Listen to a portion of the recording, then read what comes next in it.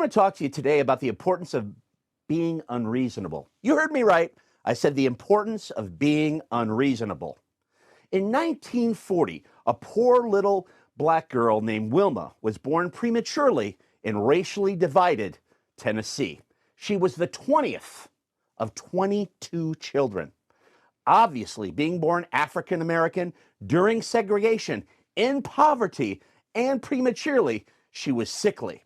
She had the measles, she had the chicken pox, she had scarlet fever, which I can tell you personally can kill you. She had polio, which did almost kill her. Polio left her left leg twisted and paralyzed. Born into this environment, one would probably be unreasonable to think she could survive, much less thrive. But her mother was very, very unreasonable. So she took her daughter to the hospital.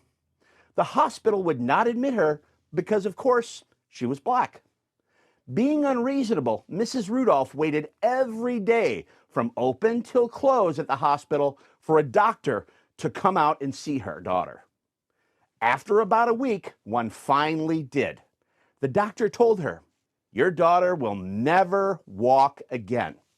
There's nothing that can be done.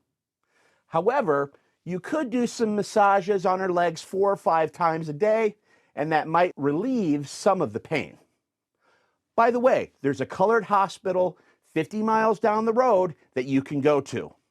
And if you come back here again, we're having you arrested. Mrs. Rudolph, being unreasonable, did go to the racially segregated hospital 50 miles down the road on the segregated bus. The doctor there told her the same thing.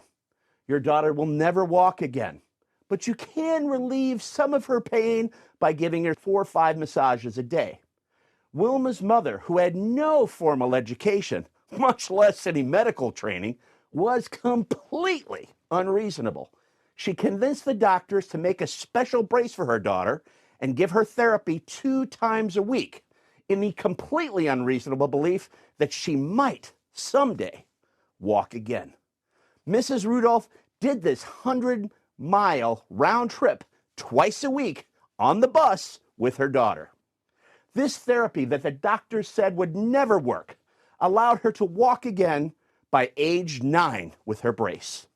Learning from her mother, though, now it was Wilma's turn to be unreasonable.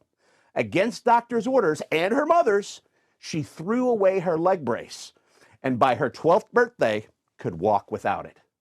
If the story stopped there, it would still be inspirational. But the story doesn't stop there. Because Wilma Rudolph was completely unreasonable, she decided to join the basketball team. Let's think about this for a second. Who wants a kid on their basketball team who just learned how to walk? However, the coach did want one of her sisters on the basketball team. Now it was her father's turn to be unreasonable. He told the coach that if you want one of my daughters, you get them both or you get none at all. Well, she didn't play that first year very much at all.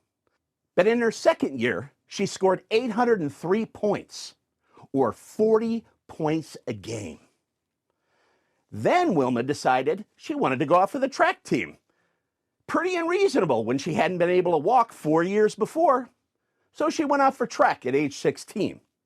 She never, ever lost a race in high school. Also at the age of 16, being unreasonable, she figured, why not try out for the Olympic team? She made it. And in the 1956 Melbourne Olympics, she won a bronze medal in the 4x100 relay. She trained for the 1960 Olympics and made that team too at 20 years of age. The day before her very first race, she stepped into a hole on the practice field and sprained her ankle. She decided to race anyway. Pretty unreasonable. The next day, she won the gold in the 100 meters. The day after that, she won the gold in the 200 meters and set the world record while running into the wind. And in the 400-meter relay, as the last runner, she turned a 2-meter deficit into a 3-meter win. And of course, won gold again on a sprained, discolored, fluid-filled ankle.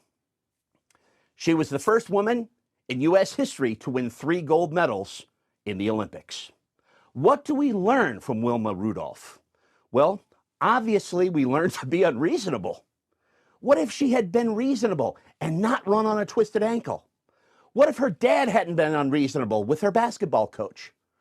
What if she hadn't been unreasonable when the doctors told her not to try to walk without her leg brace? And what if her mother hadn't been unreasonable when they told her that her baby girl would never walk again? We also learned there are 2 kinds of people in the world.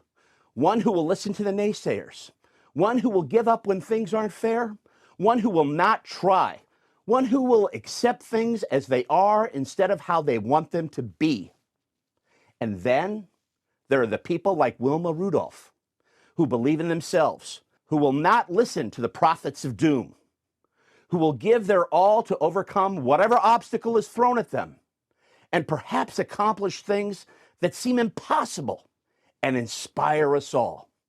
The question is, which one are you?